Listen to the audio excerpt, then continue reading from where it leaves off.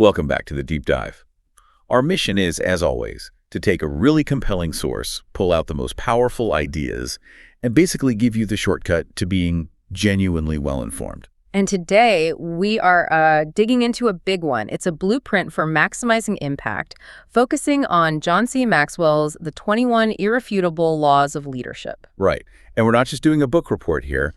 The reason we picked this is because it really gets to the DNA of what makes a leader successful. Exactly. It's about the difference between just having a title and actually, moving people. Absolutely. And Maxwell, he doesn't waste any time. He gets right to the single most critical definition, the one that really underpins all 21 laws. Leadership is influence. That's it. Nothing more, nothing less. And that phrase alone, it should really stop anyone who manages people in their tracks. Oh, for sure. We've all seen it, right? Yeah. The boss who has to keep saying, do this because I said so. Or remember who signs your paycheck.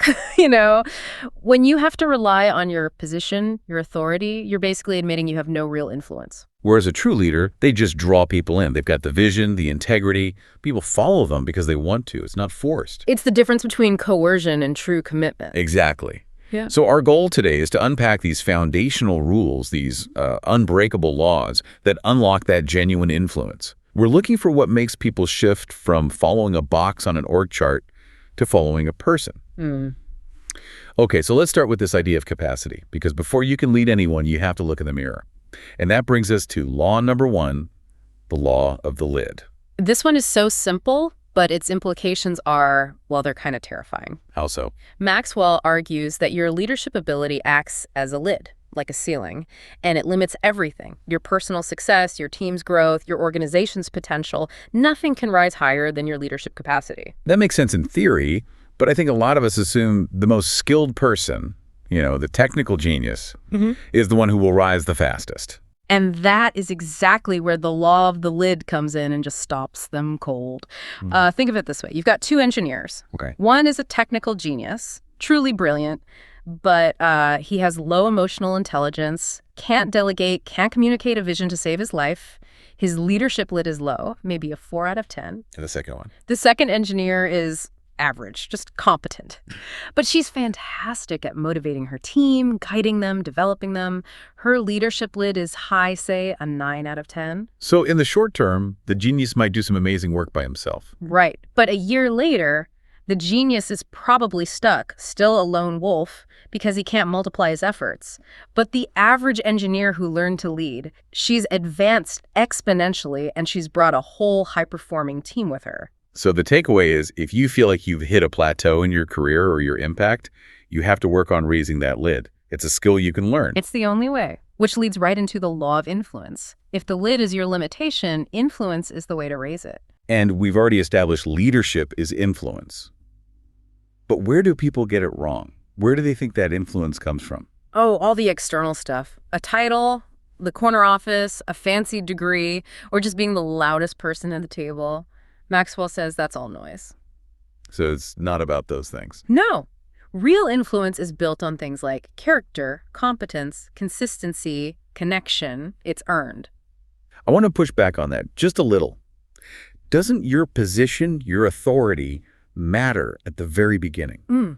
Especially in a big company. It matters for management, but not for leadership. Management is getting people to do things. Leadership is getting people to want to do things. Ah, okay. That's a critical distinction. Think about any group project you've been in. There's the person who was officially put in charge. But then there's the person everyone actually listens to, the one they go to for advice.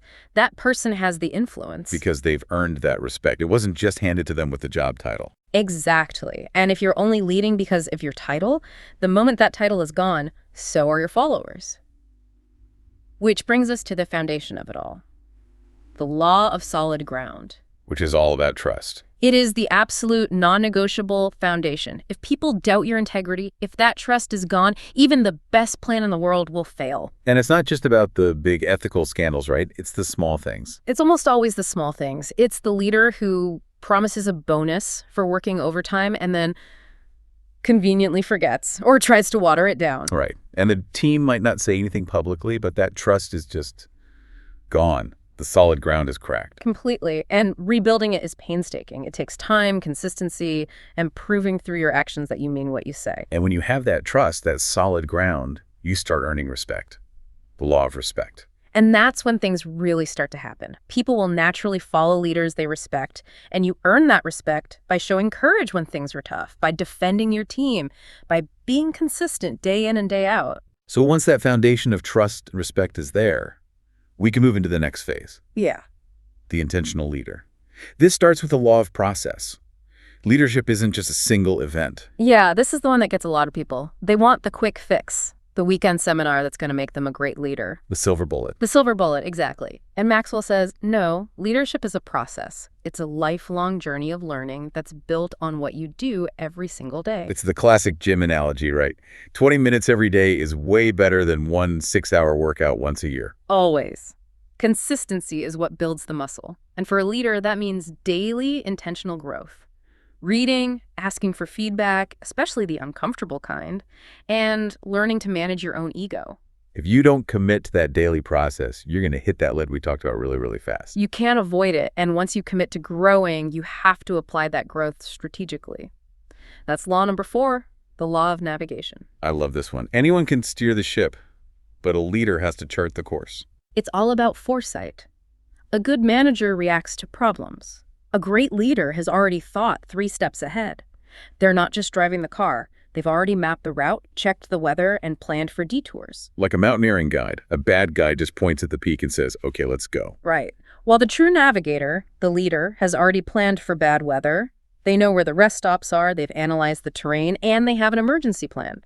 That preparation gives the team confidence. So when a crisis does hit, the leader isn't panicking. Because they've already navigated it in their mind. And while they're navigating, the team is watching everything they do.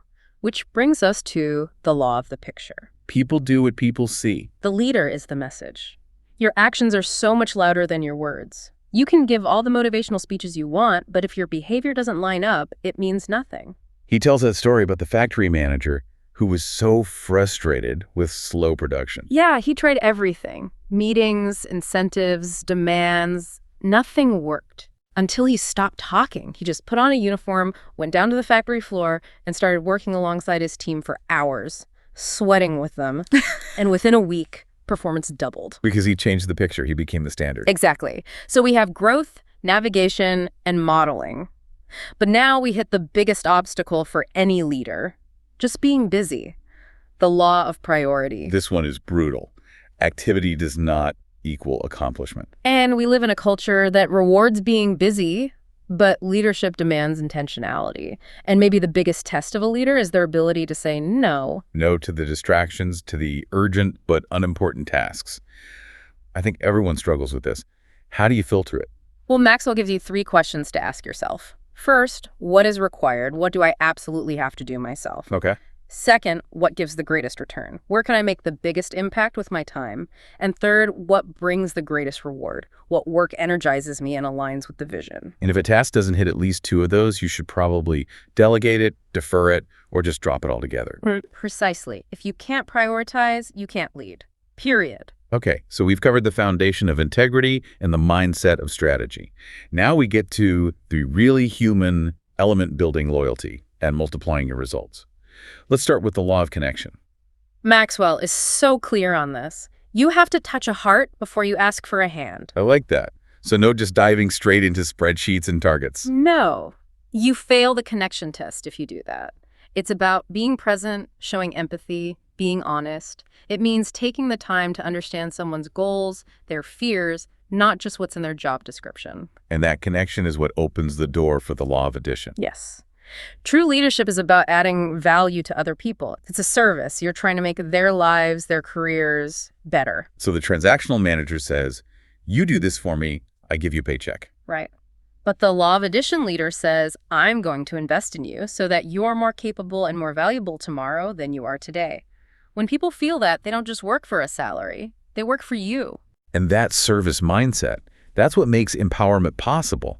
The law of empowerment, which is tough for a lot of people. Giving away power feels wrong. It feels risky. But only secure leaders give power away. Insecure leaders hoard it. They're afraid that if they build someone else up, it'll somehow diminish them. So they micromanage, they restrict growth. Exactly. But a secure leader knows that empowerment is the key. You let junior team members lead big presentations, you give them ownership of important projects, you let them make decisions. It builds their confidence, and it frees you up to focus on the bigger picture. And it proves that old saying, a great leader doesn't create followers, they create more leaders. And when you start creating more leaders, you get the law of explosion. This is the ultimate goal. It's about multiplication.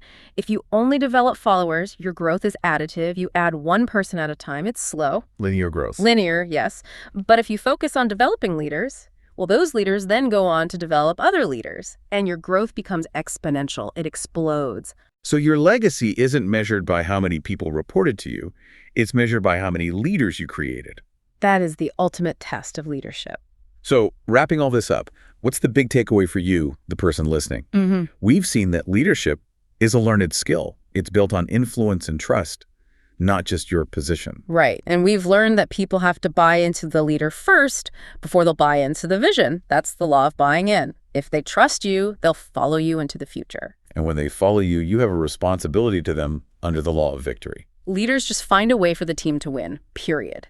They refuse to accept defeat. Think of Winston Churchill during the Blitz. Everything looked hopeless, but his belief was unshakable. A leader might have to change the plan a dozen times, but they never, ever give up on the goal. But that victory, that kind of commitment, it comes at a cost. Which brings us to a really tough one, the law of sacrifice. Yeah, the idea of success without sacrifice is a complete myth. To go up as a leader, you have to give something up. Your time, your comfort, maybe even hobbies or money. Absolutely, and here's the uncomfortable truth. As your responsibility grows, your personal freedom shrinks. Because now you're responsible for the futures of other people.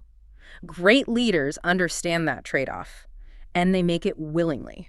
And finally, that sacrifice has to be timed correctly. The law of timing. Knowing when to lead is just as important as knowing what to do. It's so critical. You could have the right action, but if you do it at the wrong time, you can still fail catastrophically. Like launching an amazing new product right in the middle of a massive economic recession. The product is great, but the timing is wrong, so it fails. Exactly. You have to be able to read the room, read the market, and know when the moment is right to make your move. So leadership is a daily commitment to growth, to service, and to strategy. It demands a price, and it requires knowing when to act. That sums it up perfectly. So the final thought for you to mull over is this. John C. Maxwell shows us the price of leadership. If you're ready to pay that price to empower those you lead, what personal comfort or freedom are you willing to sacrifice today? And are you waiting for exactly the right moment to make that necessary, difficult move?